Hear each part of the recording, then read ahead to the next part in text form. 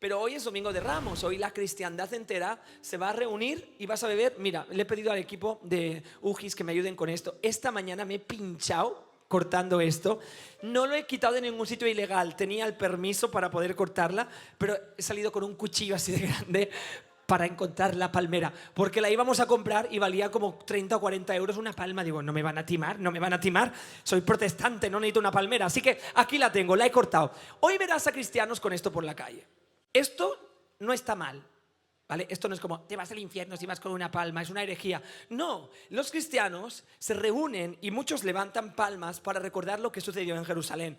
Lo que ya no está tan bien es ponerla que te dé buena suerte en el balcón, porque la suerte no creemos en esas cosas los cristianos, o quemarte la ceniza y esparcírtela por el cuello. Eso ya no es tanto, ¿vale? Pero la palma en sí no tiene nada de herejía, es simplemente un símbolo que nos recuerda algo que sucedió. Entonces, ¿qué sucedió? Bueno, sucedió que por fin el camino hacia la cruz estaba llegando a su fin.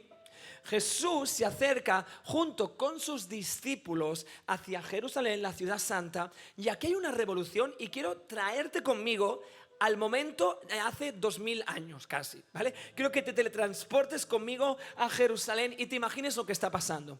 Jesús se acerca y Jerusalén, tú tienes que saber, Jesús era judío y vivía en los ritos y en los pasos del judaísmo. Y los judíos tenían ciertas celebraciones establecidas a lo largo del año para recordar a Yahvé, para recordar a su Dios. Entonces, la celebración que estaba sucediendo en ese preciso momento era la preparación para el Pesaj. El Pesaj es la Pascua judía. ¿Sabes lo que celebran en la Pascua judía? La liberación de Egipto. Muy bien, ¿te has visto ya El Príncipe de Egipto? Es buenísimo, la gente cuando ve la peli me taguean en Instagram. Digo, me encanta, soy sponsor de la película El Príncipe de Egipto. El caso es que todo judío se preparaba para celebrar la Pascua judía y Jesús, como judío, se preparó para ello también. Entonces, ¿qué hacían en la Pascua judía? Se sentaban y en medio de muchos ritos que tienen significado, sacrificaban un animal. ¿Sabes qué animal sacrificaban? Un cordero, perfecto. ¿Por qué? Porque cuando Dios les liberó antes de la última plaga de los primogénitos, dijo, sacrificarás un cordero, pintarás las puertas de tu casa con su sangre y confiarás que yo soy el Señor que te guarda de toda pestilencia y de toda muerte, ¿sí? Entonces, mataban un cordero para recordar el poder del Señor. Entonces, lo increíble es que esos corderos tenían que ser escogidos y santificados por el templo de Jerusalén. Así que todos los corderos de todos los judíos tenían que salir del templo de Jerusalén. Nos cuenta Fabio Josefo, que era un historiador judío, no cristiano, judío del primer siglo, cuando Jesús estaba vivo, que la cantidad aproximada de corderos que salían de Jerusalén para el Pesaj, para la Pascua, era más de 250.000 corderos. Porque era uno por familia, más de 250.000 corderos que esos días entraban a Jerusalén desde los campos, eran escogidos y luego eran sacrificados en la Pascua, el día en el que Cristo fue crucificado. Entonces, esos corderos levantaban su camino desde los campos en los que crecían y pastaban la hierba y entraban a Jerusalén. Muchos de ellos venían de los campos de Belén de Judea, porque los campos de Belén de Judea, donde Jesús nació, era la tierra en la que se criaban los corderos para el sacrificio del Pesaj. Todo estaba coordinado, todo. ¿Vale? Entonces ahí tienes miles de corderos subiendo desde Belén, llegando a Jerusalén, entrando en la ciudad santa, y la gente tenía esto como una tradición, no es un espectáculo, pero como un evento al que ir a mirar. Entonces cuando los corderos entraban, la gente se apelmazaba para observar tal camino de corderitos bonitos blancos que iban a morir todos, ¿vale? Entonces Jesús, que no hace nada por casualidad, porque las casualidades no existen, y menos en la vida del Salvador, decide que el día que va a entrar en la ciudad santa es el día en el que los corderos entran en la ciudad santa, porque Él es el Cordero de Dios que quita el pecado del mundo. Así que en el instante en el que un río de corderos de Belén de Judea entran a Jerusalén para ir al templo y ser escogidos, Jesús se posiciona en medio y entra. Cuando la gente ve esa imagen, dice la Biblia que cortan ramas de palmeras, de olivos, de toda planta que ven, y empiezan a ondearlas en el aire diciendo: Hosana a aquel que viene a rescatarnos por fin. Hosana al que viene a marcar un nuevo comienzo, al que viene a traernos esperanza. Y todos se alegran y las tiran al suelo y abren paso al Salvador. El problema es que ellos esperaban otro tipo de Jesús. Y el fallo es que cuando pretendemos ser nosotros quien le dice a Jesús quién debe ser, las cosas no terminan bien. Y la misma multitud que movió estas palmeras gritando, por fin ha llegado, a los 6 días estaban diciendo, matadle, crucificadle. No sirve para nada, porque no cumplió las expectativas que tenían. Ojo, cuidado, que como cristianos no nos pase lo mismo. Que vengamos aquí metiendo a Jesús en una cajita diciéndole, esto es lo que tienes que hacer y así tienes que ser y esto es lo que necesito. Y Dios dice, no funcionó en Jerusalén y no funcionará hoy. No eres tú, iglesia, la que me dice a mí quién soy. Soy yo, el Señor, el que le dice a la iglesia quién es. Que no caigamos en el fallo de Jerusalén, que no gritemos Hosana y luego crucifícale, que no nos pase eso. Entonces, el protagonista por excelencia obviamente es Jesús, pero dentro de la historia es la palma. Pues hoy me quiero saltar el protagonista y quiero ir a otro protagonista de la historia. Algo nuevo, algo refrescante, algo distinto que aprendamos del camino hacia la cruz. Te voy a leer la historia. Y luego voy a introducirte en cuál va a ser nuestro protagonista, ¿vale? Vamos a ir al versículo 35, ¿vale? En vez de ir al 28, vamos al 35 directamente. Básicamente lo que ha pasado aquí, Jesús llega al Monte de los Olivos, pide una cría de burro, se lo traen, se monta encima. Y el versículo 35 dice, le llevaron el burro a Jesús, le pusieron sus mantos encima del burrito, lo ayudaron a Jesús a montarse. Y a medida que avanzaba, la gente tendía sus mantos sobre el camino. Al acercarse a él a la bajada del Monte de los Olivos, todos los discípulos se entusiasmaron y comenzaron a alabar, a cantar, a gritar a Dios por tantos milagros que habían visto. Y gritaban, Hosana, bendito el Rey que viene en el nombre del Señor, paz en el cielo y gloria en lo más alto. Algunos de los fariseos que estaban allí entre la gente le reclamaron, le riñeron, le regañaron, le exigieron a Jesús. Le dijeron, maestro, reprende a tus discípulos, haz que se callen. Y Jesús, desde el burrito, les mira y les dice, os aseguro que si ellos se callan, las piedras empezarán a gritar. Nuestro protagonista de hoy, le voy a pedir al equipo otra vez que me ayude, son las piedras. Así que hoy no solo he ido a cortar una rama de palmera, sino que también he churrimangado una piedra. Pero tenía permiso para cogerla también, ¿vale? Entonces, es la más pequeña que he encontrado. Digo, un pedrusco me lo llevo, deberías verme esta mañana yo con la piedra. Digo, que soy pastor con la piedra. Bueno, esto va a ser nuestro protagonista. ¿Por qué? Porque si Jesús habla de algo, es que ahí hay una enseñanza. Él no malgasta sus palabras, y menos a 6 días de llegar a Gólgota. Todo lo que dice es una enseñanza, y en este camino a la cruz lo estamos exprimiendo y descubriendo.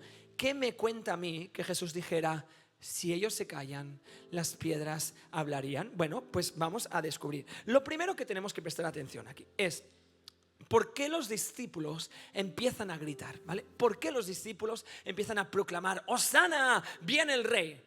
Algunos podemos pensar, bueno, es por emoción, ¿no? Como ven Jerusalén, por fin están llegando y se vienen arriba y lo proclaman. O otros porque por fin el Rey va a instaurar su reinado y por fin los que nos critican van a recibir su merecido y están motivados. Pero la realidad es que no fue la emoción lo que hizo a los seguidores de Jesús proclamar alabanza.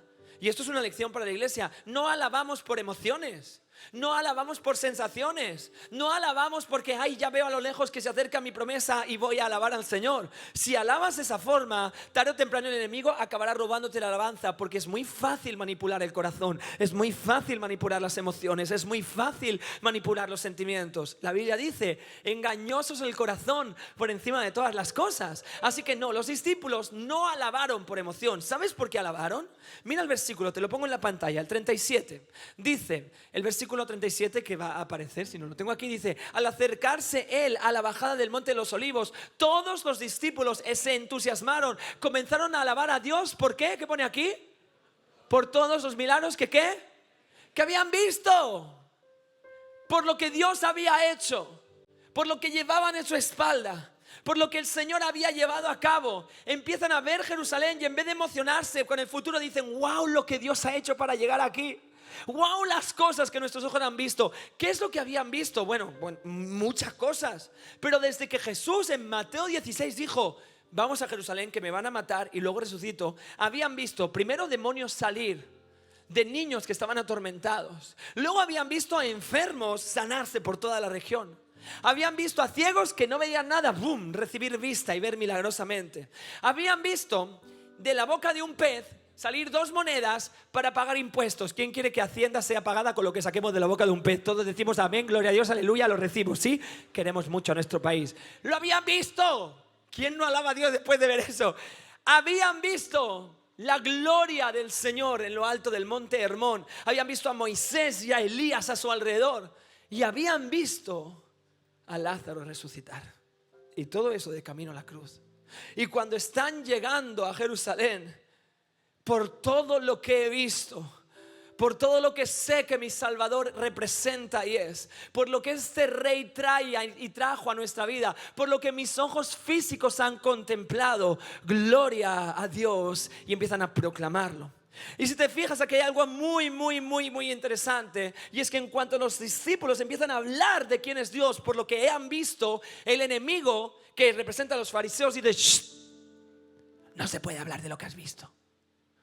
Y eso es un patrón bíblico. El enemigo está empeñado en que tú no hables de lo que Dios ha hecho por ti.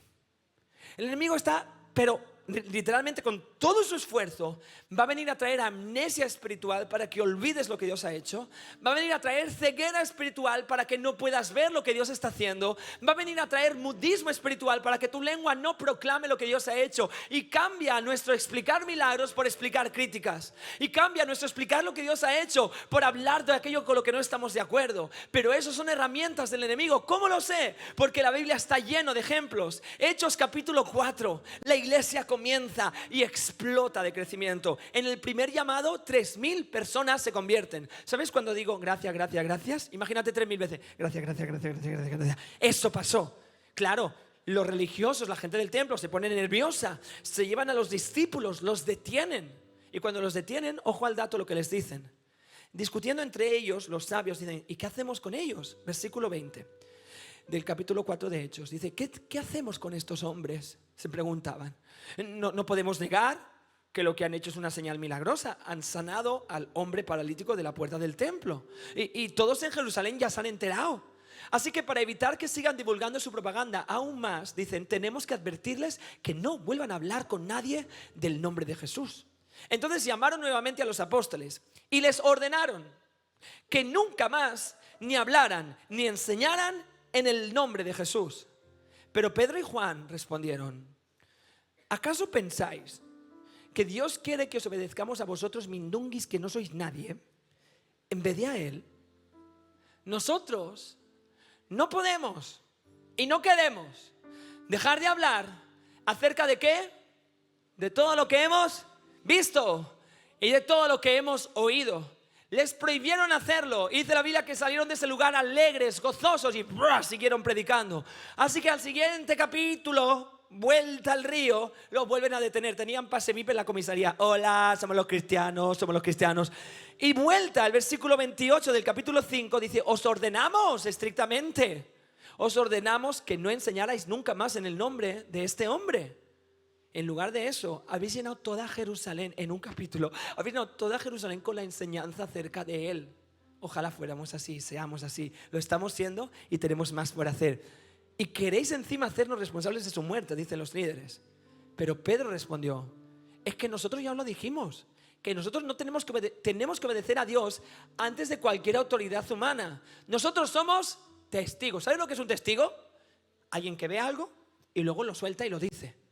Tú eres testigo en un juicio cuando tú has visto algo y te llaman a testificar y explicas. Dice: nosotros somos testigos de estas cosas, es que lo hemos visto, no nos podemos callar. Hay más historias, pero por amor a tu tiempo y a tu hambre te dejo una más. Y esta es revolucionaria. ¿Has oído hablar de el mayor terrorista con odio hacia los cristianos del siglo I? Se llamaba Saulo. Saulo era un ser despreciable a ojos humanos porque nos odiaba. odiaba todo lo que tiene que ver con la iglesia, perseguía a cristianos, da igual que fueran hombres o mujeres. Fue responsable de la muerte de nuestro primer hermano en la fe. Mientras estaba muriendo apedreado, Saulo sonreía. La Biblia lo describe como alguien que respiraba odio en contra de aquellos que caminamos en el nombre de Jesús. Así que este hombre, Saulo, va a pedir permiso para infiltrarse en las sinagogas, descubrir qué judíos creían en el Mesías y arrastrarlos a la cárcel. Cuando él tiene su carta de permiso, se sube al caballo y se va hacia Damasco. Y cuando está caminando, el Señor le dice: alto. Detiene su caminar. Él dice: Saulo, deja de perseguirme, porque tengo algo distinto para tu vida. El Señor ciega los ojos de Saulo y le dice: ve a un lugar y voy a enviar a un hombre que se llama Ananías. Y Ananías va a orar por ti y vas a empezar tu nueva vida. Y aquí en el libro de Hechos 22, el versículo 13, Saulo lo explica. Dice: Ananías llegó y se puso a mi lado y me dijo: hermano Saulo, recobra la vista. En ese mismo instante le pude ver a Ananías, pude ver al chalao que se atrevió a ir a orar por el terrorista más peligroso del primer siglo. Lo pude ver, dice Saulo, pude ver el amor en los ojos de Ananías. Y después de esto, Ananías me dijo: el Dios de nuestros antepasados te ha escogido, Saulo, para que conozcas su voluntad y para que veas al justo Jesús y le oigas hablar, porque tú vas a ser su testigo y le contarás a todo el mundo lo que has visto y oído. Así que, ¿qué esperas? Levántate, bautízate, quédate limpio y vete para adelante. ¿Por qué? ¿Por qué tanto hincapié del enemigo en impedir que veas, oigas y lo cuentes? Porque esto es la forma en la que hay victoria.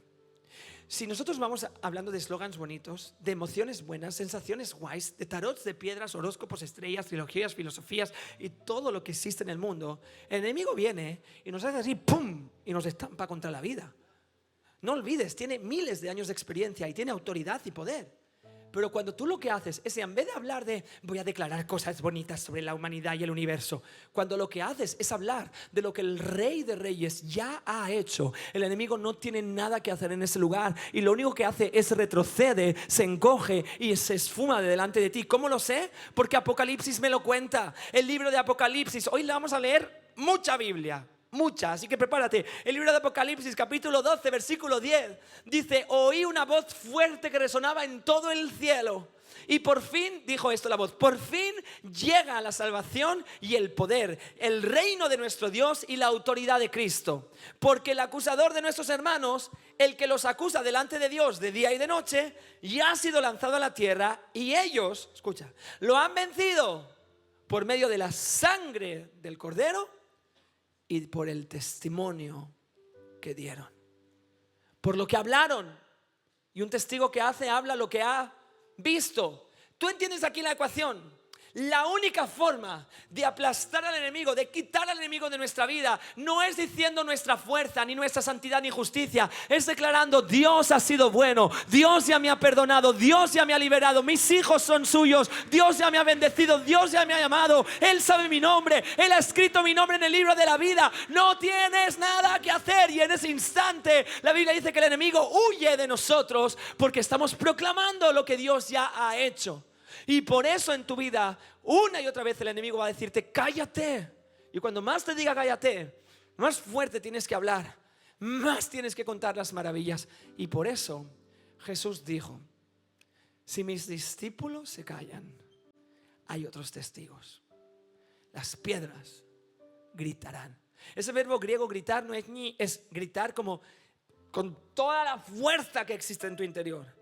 Porque para Israel resulta que las piedras no son solo piedras, son testimonios, son testigos, son memoriales, cuentan historias que han observado. La Biblia nos dice en el libro de Josué, versículo 4, estas piedras quedarán como recordatorio en el pueblo de Israel para siempre. Así que hoy le vamos a poner el micro a la piedra. Eso sería muy fácil ser pastor. Aquí os lo dejo, hasta luego, chao. Pero hoy le vamos a preguntar: ¿y tú qué habrías gritado? Porque si Jesús dijo que gritarías, es porque tienes una historia que contar. ¿Qué historia habrían contado en el camino a la cruz? Es fácil de descubrir, solo hay que leer la Biblia. Te voy a llevar a unas pocas. En las primeras me extenderé un poco más y luego ya voy rápido. Ya cuando tienes más hambre ya voy más rápido, ¿vale? Así que vamos a la primera. La primera piedra dedicamos tiempo porque es muy poderosa. ¿Qué nos habría predicado la primera piedra? ¿Qué habría gritado con la misma intensidad que los discípulos gritaban ¡Hosana! Por todo lo que hemos visto. Bueno, la primera piedra a la que le vamos a preguntar es la piedra que había en el río, hundida en la máxima profundidad del Jordán. El Jordán es un río en Israel que viene desde el norte hasta el sur, desemboca en el Mar Muerto. Y el desafío que tiene el río Jordán es que en la época de deshielo, en la primavera, cuando viene la nieve del monte Hermón, su cauce es tan grande que no se puede cruzar a pie.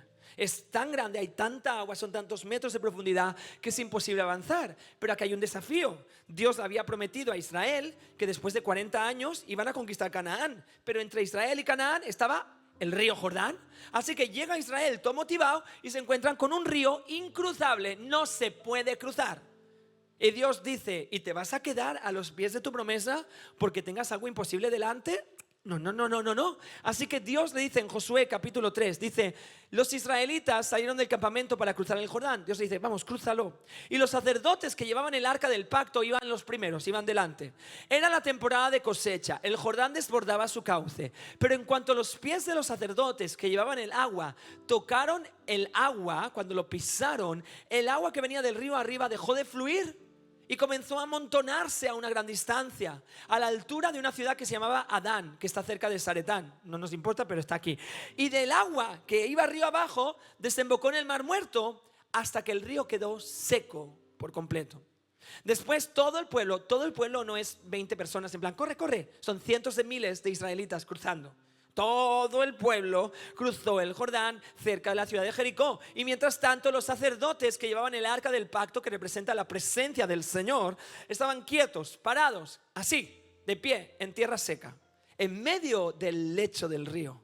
Mientras el pueblo pasaba frente a ellos, Dios contemplaba a su pueblo cruzar por la imposibilidad, uno tras otro. Los sacerdotes esperaron allí hasta que toda la nación de Israel cruzó. Y el capítulo siguiente dice, una vez que todo el pueblo terminó de cruzar, el Señor le dice a Josué, elige a 12 hombres, uno de cada tribu, y dile que vayan al río y tomen 12 piedras del medio, de lo más imposible, no de la orilla en plan, me llevo un testimonio de chiripa porque he venido a la iglesia. No, de lo imposible, de donde no se puede si Dios no actúa, de donde no hay forma humana de llegar a ese lugar. Diles que vayan al medio del río, que cojan 12 piedras y se las lleven. Las lleváis al lugar donde vais a acampar esta noche y hacéis una montaña. Las usaremos para levantar un monumento conmemorativo. En el futuro vuestros hijos os dirán, ¿y esas piedras? Que nos cuentan, que nos gritan. Y les diréis, estas piedras nos recuerdan que el río Jordán dejó de fluir cuando el arca del pacto cruzó por allí. Esas piedras quedarán como recordatorio eterno para Israel. ¿Sabes lo que gritaría esta piedra? Punto número 1. Yo he visto a Dios abrir un camino cuando nadie podía pasar por él. Yo he visto a Dios abrir un camino donde era imposible encontrar otra solución. Y me pregunto, ¿qué resuena en tu alma cuando esta piedra te grita eso? Porque muchas veces el enemigo viene a decirnos, ya no puedes avanzar más porque es imposible cruzar. Y yo vengo hoy en el nombre de Jesús, no a hablarte de mi ilusión, sino a hablarte de lo que Dios ya ha hecho. Y las piedras son testigos. Dios abre caminos cuando parece imposible atravesar por ellos. Dios abre un camino seco en medio de un río con un caudal incruzable. Esa es la primera lección. Vamos a la segunda. Te he dicho que voy rápido, ¿vale? Voy rápido. Segunda piedra. No me iba a traer 7 piedras, así que con una nos imaginamos que es otra, ¿vale? Imagínate yo en el coche con 7 piedras. Cuando llega esta mañana a las 8:30, estamos vaciando el coche y una voluntaria, que no sé quién es, pero me ha pillado con la piedra y yo, hola, buenas, es que hoy vamos a apedrear. No, eso me han dicho eso, pero me ha mirado con cara rara. Vale, siguiente piedra. Atento a esto, ¿vale? Estas son historias que estamos alargando un poco. Luego ya voy más rápido. Pero a esta piedra le vamos a llamar la piedra almohada. Como eso no tiene sentido, ya lo sé. Pero para alguien muy listo se le ocurrió que una piedra podía ser una almohada. Y se apoyó así y se durmió. ¿Alguien sabe quién es? Jacob. Bravo, mini punto para el equipo de la fila 3. Jacob. Esa historia es muy interesante. Jacob era un desastre de hombre. Tenía la vida hecha un jaleo. Estaba atrapado en mentira, en envidia, en rencor. Se aprovechaba del hambre de su hermano para robarle la primogenitura. Se aprovecha de que su padre es ciego y se pone una piel de animal para que cuando le toque dice, ese Esaú que es muy peludo, sí. Y le engaña. Este hombre vivía en la amargura. Y cuando uno vive así, quien siembra vientos cosecha tempestades. Su hermano lo quiere matar, lo quiere aniquilar, lo quiere destrozar la vida. Y Jacob no tiene otro remedio que huir. En su huida iba a buscar con quién casarse, porque pues ya que huyo me caso, dice, ¿no? Entonces se encuentra una piedra. Dice, una piedra, me voy a dormir. Y apoya la cabeza y se duerme. Pero esta piedra nos va a gritar algo hoy. Dice así el libro de Génesis 28. Mientras tanto, Jacob sale de Beersheba, viajó hacia Harán y a la caída del sol llegó a un buen lugar para acampar. Se quedó allí a pasar la noche y encontró una piedra donde reposar su cabeza.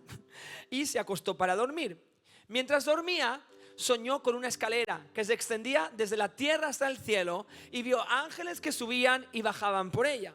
A la mañana siguiente, Jacob se despierta muy temprano y erigió una columna conmemorativa sobre la piedra en la que había reposado la cabeza. Y después derramó aceite de oliva sobre ella. Llamó a aquel lugar Bet-El porque significa casa de Dios, Beit-El, ¿vale? Casa de Dios, aunque antes se llamaba Luz. Dice, me da igual, yo le cambio el nombre y le cambia el nombre. Vale, Jacob se despierta con migraña por haber dormido sobre la piedra. Su vida sigue siendo un desastre, pero desde ese momento algo sucede. Su vida cambia por completo. Pero su vida cambia tanto que se encuentra con Dios y pelea. Dice la Biblia que tiene una discusión, una conversación hasta el amanecer. Dios le marca la cadera y camina cojo para toda su vida. Dios no solo le marca, Dios le toca el corazón y le cambia el nombre. Te llamarás Israel porque con Dios has batallado. En esta pelea algo sucede en él y una restauración empieza. Jacob acaba siendo perdonado por su hermano Esaú. Hay restauración familiar. Pero eso no es lo único que pasa. Jacob acaba siendo prosperado y bendecido. Jacob acaba quitando de su casa, fíjate lo mal que está su vida, que tenía todo de ídolos. Acaba quitando todos los ídolos que había en su casa. Este hombre es un hombre nuevo, es un hombre distinto. Y cuando su vida ya es restaurada, Dios le dice, Jacob, vuelve a la piedra, vuelve a Betel. Jacob vuelve a Betel y mira lo que nos dice Génesis 35 dice, entonces Dios le dice, prepárate y muévete y múdate a Betel, establece allí y edifica un altar a Dios, quien se te apareció cuando estabas huyendo de Esaú, porque era un desastre tu vida. Entonces Jacob le dijo a todos en su casa, quitad todos los ídolos paganos, purificaos, poneos ropas limpias, nos vamos a Betel. Allí voy a edificar un altar a Dios porque respondió a mis oraciones cuando yo estaba perdido y angustiado. Dios ha estado conmigo en todos los lugares, en todos los momentos por los que he caminado. Así que Jacob regresó de Padán-Aram y Dios se le apareció de nuevo en Betel y Dios le bendijo y le dijo, Jacob, tu nombre era Jacob, pero ya no te llamas así, a partir de ahora tu nombre será Israel. Así que Dios le cambió el nombre y lo llamó Israel. Dios dijo, yo soy el Shaddai, yo soy el Dios todopoderoso. Jacob, sé fructífero, multiplícate, llegarás a formar una gran nación, de ti saldrán naciones y habrán reyes en tus descendientes y te entregaré la tierra que le prometí a Abraham y a Isaac. Así es, te la daré a ti y a tu descendencia. Luego Dios ascendió desde el lugar donde le había hablado y Jacob levantó una columna de piedra conmemorativa para marcar ese lugar donde Dios le había hablado por primera vez. Derramó vino sobre la columna, sacrificó al Señor, ungió aceite de oliva y llamó a ese lugar Bet-El, que significa casa de Dios, porque allí Dios le había hablado. ¿Sabes lo que grita esta piedra? Qué rápido hablo, ¿eh? ¿Sabes lo que grita esta piedra? Yo he visto a Dios encontrar a un hombre perdido y lo he visto volver transformado. Yo he visto a Dios encontrar una vida que nadie puede hacer nada con ella. Es envidioso, es rencoroso, engaña, roba, huye, se esconde. Y he visto como Dios toma esa vida en sus manos, la sana, le cambia el nombre, le provee, restaura a su familia y lo pone en pie. Y el enemigo viene y te dice, con tu vida no se puede. Y tú te bloqueas porque no tienes herramientas para responder. Y entonces tienes que recordar, lo que he visto a Dios hacer es lo que proclamo. Mi Dios encuentra a hombres perdidos y les transforma la vida. Mi Dios encuentra a mujeres rotas y les restaura el corazón. Mi Dios encuentra lo más perdido y sucio y lo convierte en una historia de redención y salvación. Vamos a la tercera piedra, ya estamos en la mitad y en el siguiente punto ya sube la alabanza para que creáis que ya acabo, ¿vale? Esta piedra es la piedra del desierto. Debería ser mucho más grande, pero no iba a traer el pedrusco así de grande, así que con esta os conformáis. Pero esta es la piedra que sucede en la salida de Israel de Egipto. Se encuentran dos veces con esta historia. Cuando salen de Egipto, entran primero a la península del Sinaí y luego entran al desierto de Oriente Medio. ¿Y qué pasa en el desierto? Que hace mucho calor y no hay agua. No hay nada, no hay sombra, no hay agua, no hay refugio, no hay nada. Por eso Dios les acompañó con la nube durante el día. La nube durante el día que les acompaña desde que salen hasta que llegan a Jericó, léelo luego, les entregaba sombra, si no se habrían muerto derretidos, disecados, habrían llegado así, soy disecado. Pues no, Dios les protegió. Lo que pasa es que no había agua. Y cuando no hay agua, no hay vida. Bueno, te voy a leer la segunda vez, para que veas lo cansinos que eran el pueblo de Israel con Moisés.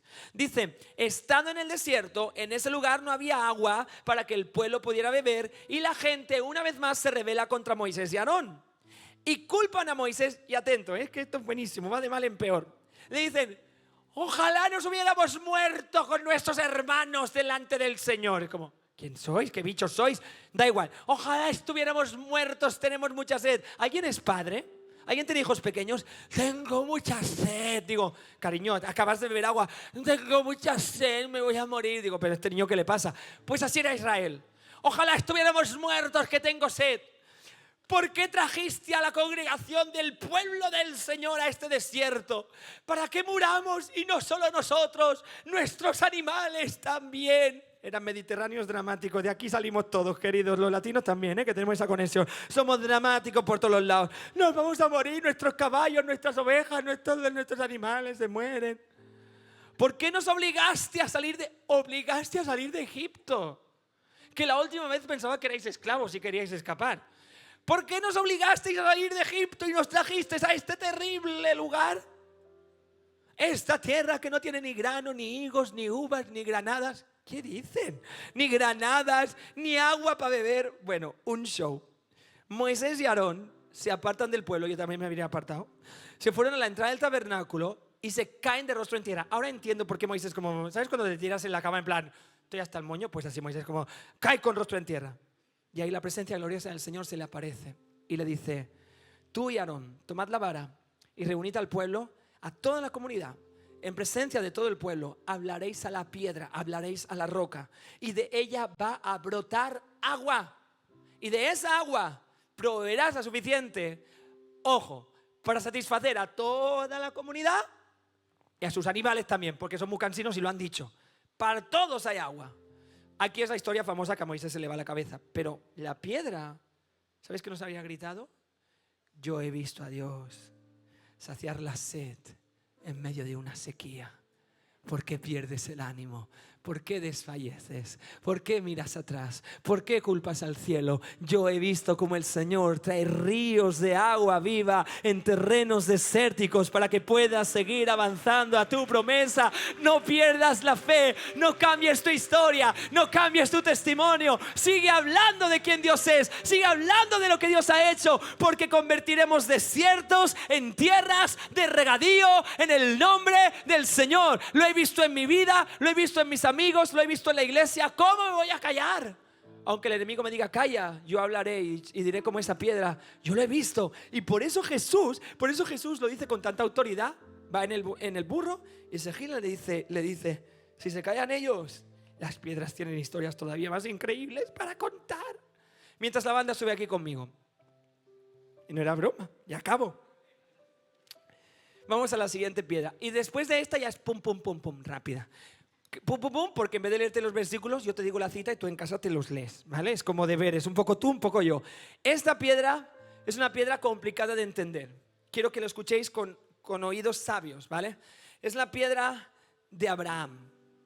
Abraham y Sara, Dios les promete un hijo. Hay un poco una historia por en medio que valdría para telenovela. colombiana o de cualquier país, que no se me ofenda a nadie, pero es como la mujer de Abraham tiene una esclava que es egipcia, es como 54 años más joven que él, se acuesta con ella, tienen un hijo. Bueno, vale para hacer una telenovela, pero la historia sigue en que al final lo que Dios promete, Dios lo cumple, sin atajos, sin criadas egipcias de 54 años menos que tú. Dios cumple lo que promete sin ninguna ayuda humana porque Él es Dios. Entonces Sara queda encinta, queda embarazada de su esposo Abraham y tienen a Isaac, el hijo de la promesa. Isaac, del cual saldrá una descendencia más numerosa que las estrellas del cielo. Abraham está enamorado, ama tanto a su hijo. Es la promesa, no puede creerlo, es fruto de lo que Dios habló. Lo tiene en brazos y lo ve crecer, y cuando Isaac es un niño de 7 años, Dios le dice: devuélvemelo. Y Abraham dice: Santa Rita, Rita, Rita, lo que se da no se quita. No, porque Santa Rita no había vivido aún, si no lo habría dicho, pero no. Entonces Abraham dice: vale. No le cuenta nada a su mujer, porque si se lo hubiera contado, él sería quien habría acabado en el altar asesinado, obviamente. Entonces dice: vamos, cariño, que vamos de excursión. Y se lleva leña para el altar, se lleva los utensilios. Y Dios le dice: yo te mostraré dónde.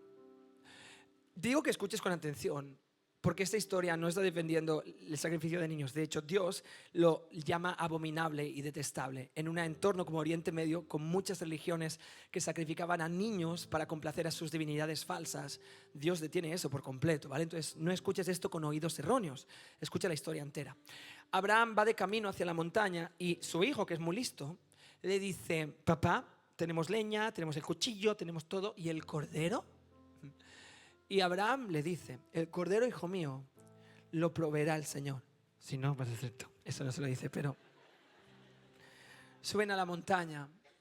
Abraham pone piedra sobre piedra y toma a su hijo y lo pone en el altar. Cuando Abraham levanta el cuchillo, la Biblia nos dice en el libro de Génesis 22 que Dios habla y dice: alto, no pongas tu mano sobre ese muchacho. El ángel hablo en nombre de Dios. No le hagas ningún daño, esto es abominable. Ahora sé que de verdad temes al Señor, que no me has negado ni siquiera a tu hijo, tu único hijo. Entonces Abraham levantó los ojos y vio, por casualidad, en una montaña que no hay nada ni nadie, enredado en una planta por los cuernos, un carnero. Tomó el carnero, lo sacrificó como ofrenda quemada en lugar de su hijo.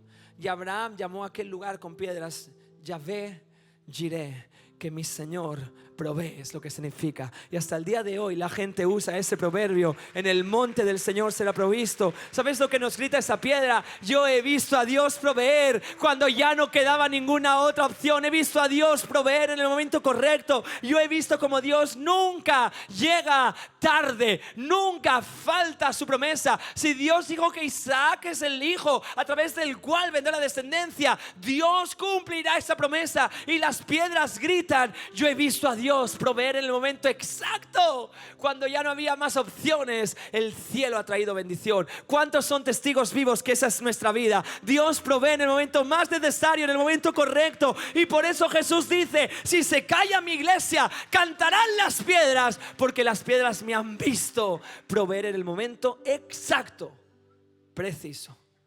Metemos el turbo. La quinta piedra, no leo, ¿vale? La quinta piedra son las piedras de Jerusalén. Jerusalén es una ciudad de piedra, toda ella. Pero había unas piedras especiales, las piedras de las murallas, rodeaban la ciudad santa para evitar que vinieran y la saquearan. Pero por su terquedad como pueblo, Dios permite varias veces que sea desolada. Y en una de esas veces viene Babilonia y destroza Jerusalén y sus murallas. Nehemías, que vive en Babilonia, que vive allí lejos, tiene un llamado de Dios, retorna a su ciudad y se encuentra un panorama horrible. Todo está quemado, roto, destrozado, y empieza a poner piedra sobre piedra. Se burlan de él, intentan detenerle, le amenazan de muerte, ridiculizan sus esfuerzos, intentan poner palos en sus ruedas para que frene la obra, pero al final se levanta una muralla. ¿Y sabes lo que gritarían las piedras de esa muralla? Yo he visto a Dios restaurar lo que parecía irreparable. Yo he visto a Dios hacer belleza de las ruinas, levantar una muralla de protección de donde solo quedaba polvo de destrucción. Yo he visto a Dios levantar de vuelta una muralla tan poderosa que los enemigos volvieron a temer. Yo sé que hay personas que se sienten así, destrozadas y en 1000 pedazos, como si el enemigo se riera de ti en vez de temerte. El enemigo teme a los hijos del Señor. Y si tú te sientes como que el enemigo se está burlando de ti, hay algo que hoy debes recibir en el nombre de Jesús, y es esta revelación: Dios te volverá a levantar, y lo que hoy parece completamente destrozado será una muralla que represente la gloria, la autoridad y el poder de nuestro Dios. Eso es lo que las piedras gritan. La sexta piedra, penúltima piedra. Esta piedra me encanta, es la piedra de David. Esta es una piedra mini, es una piedra así, porque si David le hubiera tirado esto a la cabeza de Goliat, le revienta los sesos sin necesidad de nada más. Pero no, es una piedra pequeña. Tendría la voz así si le preguntamos. La historia nos cuenta que David va contra Goliat, un armario de hombre, un filisteo que amenazaba a Israel. Y cuando David toma esa piedra pequeñita y la gira en su onda y la lanza, el gigante, cae al suelo. ¿Sabes lo que grita esa piedra? Yo he visto a Dios dar victoria con lo más improbable. Yo he visto a Dios dar victoria con lo más improbable. He visto a Dios hacer milagros donde parecía que no había ninguna otra opción. He visto a Dios traer descendencia de la forma más loca. He visto a Dios sanar de la forma menos esperada. He visto a Dios restaurar el gozo en el día menos pensado. He visto a Dios hacer tantas cosas improbables que ¿cómo me voy a callar? ¿Cómo me voy a quedar en silencio? Última piedra. Uy, qué emoción. Última piedra. Solo me he pasado 10 minutos. Milagro de Semana Santa. Ya estoy. Esta era la más cercana a ellos. Esta era la piedra de Lázaro. El Evangelio de Juan es el único que nos narra esa historia de camino hacia la cruz. Muchos conocemos esta historia. Jesús también tenía amigos y uno de ellos era Lázaro. Pero creo que poniéndolo en contexto, quizás se entiende un poquito más esta historia. La Biblia nos dice que Lázaro se enferma, pero como tenía contactos celestiales, porque era amigo de Jesús, le dicen: tú no te preocupes, que Jesús viene y te hace así y te sana y vas a estar bien. Entonces mandan llamar a Jesús y le dicen: Jesús, tu amigo Lázaro está enfermo. Jesús está de camino a la cruz. Eso está en muchas cosas. Dice: luego vamos. ¿Que sabes el refrán que se murió esperando? Pues eso le pasó a Lázaro. No ha venido, se murió esperando. Lo entierran. Entonces Jesús, que está en otro lado, dice: ay, Lázaro. No, es broma. Él sí que se acordaba. Dice: vamos. Sus discípulos van con él. Lázaro ya hace 4 días que se ha muerto. Y así entiendes a su hermana, que cuando ve a Jesús, en vez de decirle: gloria, le dice: por tu culpa te mandamos llamar. Hablaron contigo. Marcaba el doble. Me habías leído en WhatsApp. Me habías leído. Me has dejado en visto. Tú también se lo habrías dicho así a Jesús. Es que es verdad, es como, pero si he orado, si me has dicho que me has visto, y está muerto. Se enfadan con Jesús. Están rotas de dolor. Jesús dice: ¿dónde está? En el cementerio. ¿Dónde va a estar? En la nevera. Está en el cementerio, que está muerto hace 4 días. Lo llevan a la tumba. Sígueme. Dicen que Jesús está profundamente emocionado. Se acerca a la tumba, no emocionado en plan qué emoción, sino en plan turbado, ¿vale? En el espíritu. Se acerca a la tumba. Y la tumba era una cueva, y en su entrada había una piedra, porque las piedras son testigos de lo que Dios hace. Y Jesús dijo: quitar esa piedra. Marta, la hermana del difunto, le dijo: Señor, tiene que oler fatal ahí dentro. Lleva 4 días muerto. Has llegado tarde. Está podrido. Y Jesús le contesta: ¿acaso no te he dicho que si tienes fe vas a poder ver mi gloria? Y esto me vuela los sesos.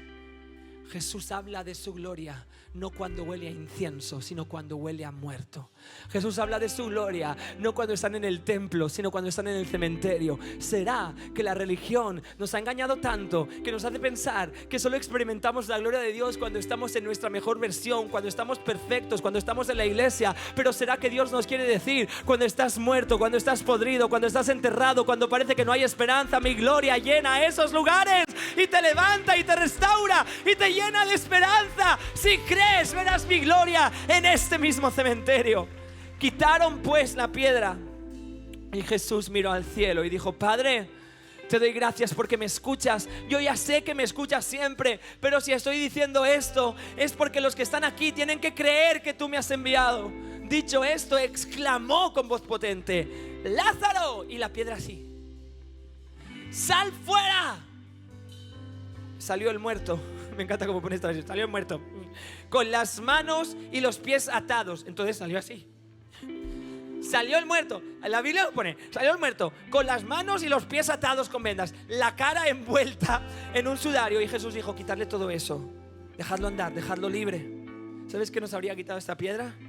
Yo he visto a Dios hablar vida cuando ya olía a muerte en ese lugar. ¿Y acaso no es eso nuestra historia? Nuestro Dios habla palabras de vida sobre nuestra historia muerta y la resucita con poder y autoridad. Y por eso Jesús dijo: si se cae a mi iglesia, las piedras cantarán a un coro todo lo que yo he hecho a lo largo de la historia. Vamos a hacer algo.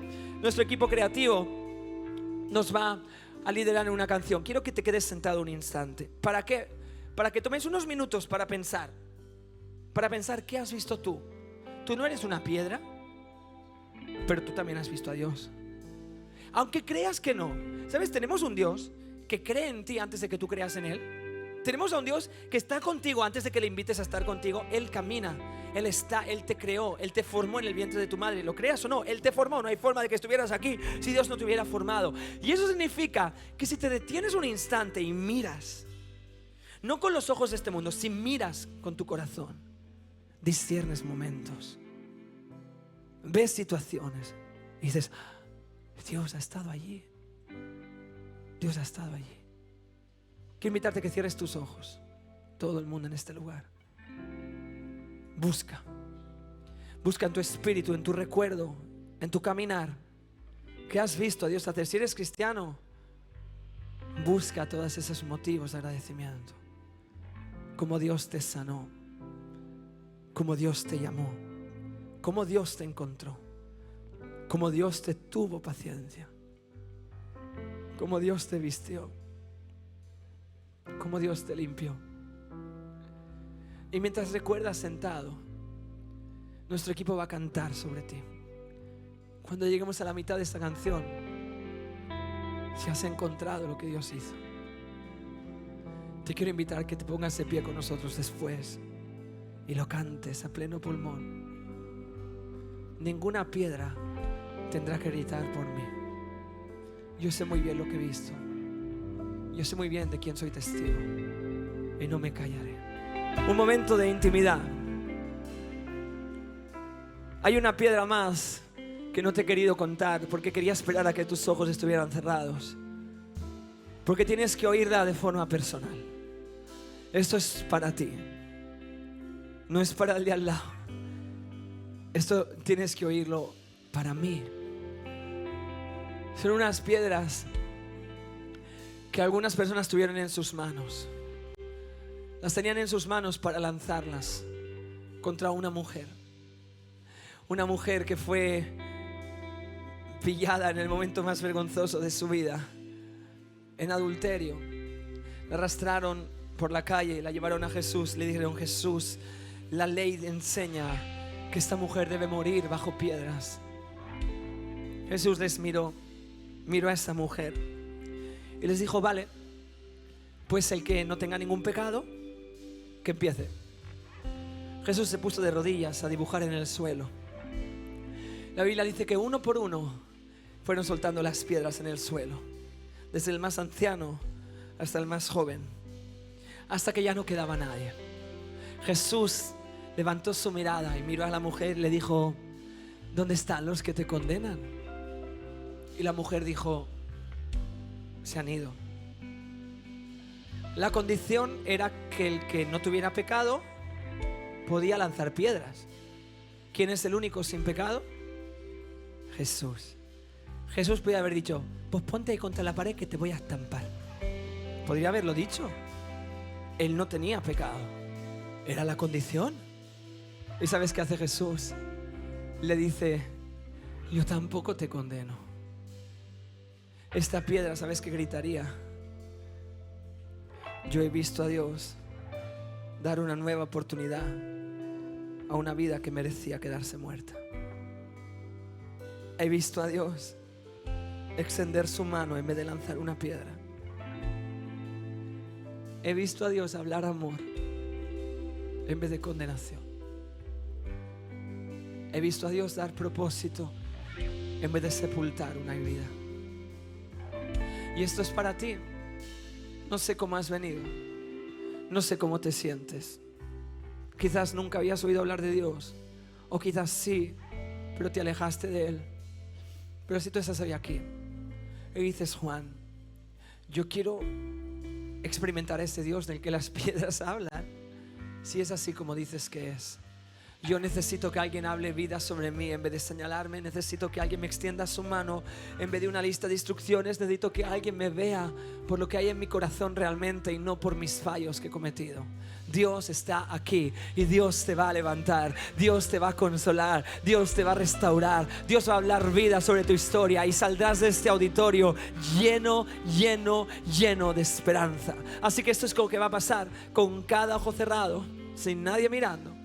Voy a contar hasta 3. Cuando yo diga 3, si tú dices: Juan, soy yo quiero salir de aquí distinta, quiero salir nuevo, quiero salir cambiado, te invito a que levantes tu mano conmigo hacia el cielo. Tu mano no es mágica, no te va a salvar. O sea, no es tu mano, no es tu gesto. Esto no es curso de hipnotismo, 1, 2, 3, ya todo es bonito. No.